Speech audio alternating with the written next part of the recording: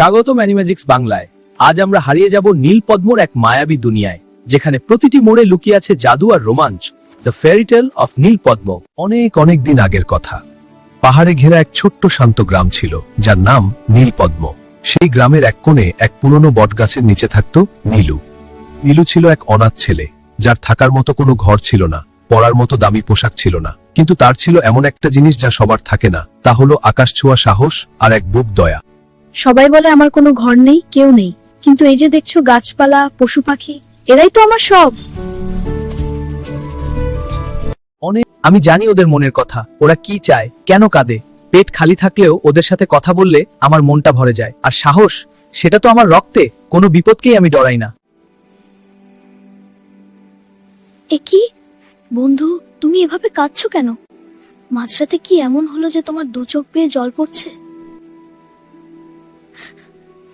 নীলু, সর্বনাশ হয়ে গেছে। বনের গভীরে যে আলোর ঝর্ণা ছিল তা আজ শুকিয়ে গেছে। বনের পরীরা তাদের জাদু হারিয়ে ফেলবে। আমাদের এই সুন্দর সবুজ বন ধূসর মরুভূমি হয়ে যাবে নীলু।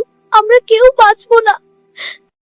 বন্ধু, তুমি একদম কেঁদো না, চোখের জল মোছো। আমি কথা দিচ্ছি, আমি থাকতে এই বনের কোনো ক্ষতি হতে দেব না। আমাদের এই বিপদ থেকে আমিই রক্ষা করব। যত কঠিন পথই হোক, আমি আলোর ঝর্ণা ফিরিয়ে আনবই। তুমি একা যাবে?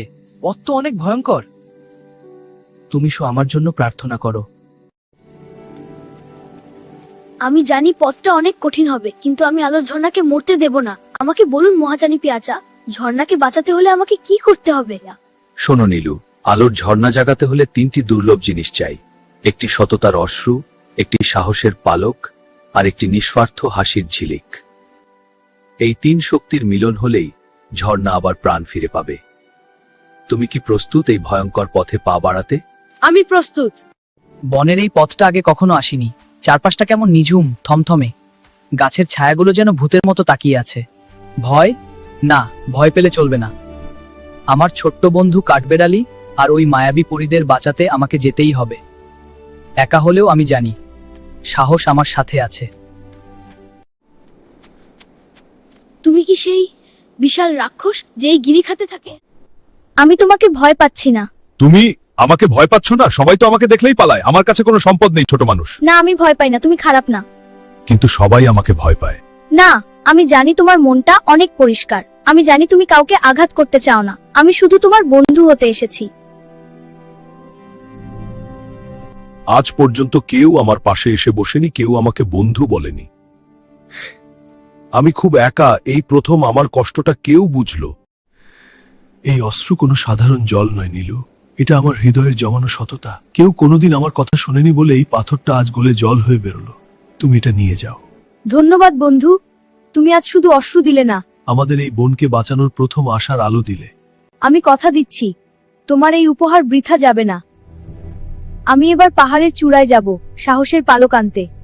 সাবধানে যেও বন্ধু, পথটা বড় কঠিন। পাথরগুলো বড্ড পিচ্ছল, বাতাসও যেন আমাকে ধাক্কা দিয়ে ফেলে দিতে চাইছে। গা, হাত, পা সব ব্যথায় টনটন করছে। কিন্তু আমাকে থামলে চলবে না। ওই তো মেঘের ওপরেই হয়তো সেই সোনালী ইগলের বাসা। আমার বোনের বন্ধুরা আমার পথ চেয়ে বসে আছে। শুদ্ধ মানব, আমার এই নির্জন প্রাসাদে আসার সাহস তোমার কিভাবে হলো?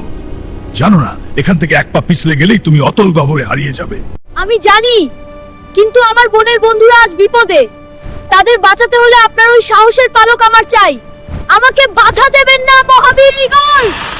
সাহস শুধু কথায় হয় না নীলু, দেখি তোমার হৃদয়ে কতটা জোর আছে।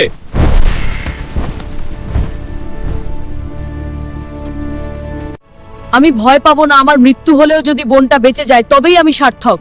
ঈশ্বর, আমাকে শক্তি দাও। সাবাস নীলু, আমি তোমাকে শুধু পরীক্ষা করছিলাম। এই নাও, আমার বুকের এই সোনামা সাহসের প্রতীক। এটি তোমাকে অন্ধকারের পথে আলো দেখাবে। ধন্যবাদ মহাবীর ঈগল, আপনার এই দান আমি কোনোদিন ভুলবো না। এবার আমার শেষ লক্ষ্য সেই নিঃস্বার্থ হাসি খুঁজে বের করা। আমার খুব তেষ্টা পেয়েছে, কিন্তু এই ছোট্ট ফুলটা যে মরে যাচ্ছে। কি অদ্ভুত সুন্দর হাসি! এটাই সেই নিঃস্বার্থ হাসির ঝিলিক। আমি পেয়ে গেছি। আমার কাছে এখন 3টে উপাদানই আছে। এবার আমাকে আলোর ঝর্ণার কাছে পৌঁছাতে হবে, আর দেরি করা যাবে না। এই নাও, সততার অশ্রু, সাহসের পালক আর সেই নির্বাধ্য হাসি।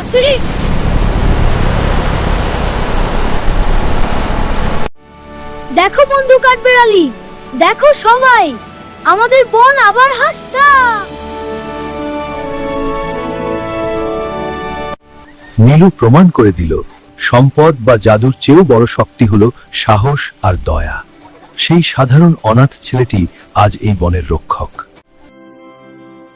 কেমন লাগলো নীলুর এই সাহসের গল্প? যদি ভালো লেগে থাকে তবে ভিডিওটিতে একটি লাইক দিতে ভুলবেন না। আপনার প্রিয় অংশ কোনটি ছিল তা কমেন্টে আমাদের জানান। আর এমন আরো চমৎকার সব রূপকথার সবর গল্প পেতে সাবস্ক্রাইব করুন অ্যানিম্যাজিক্স বাংলা। আজ এই পর্যন্তই, দেখা হবে পরের কোনো এক মায়াবী গল্পে। ভালো থাকুন, সুস্থ থাকুন।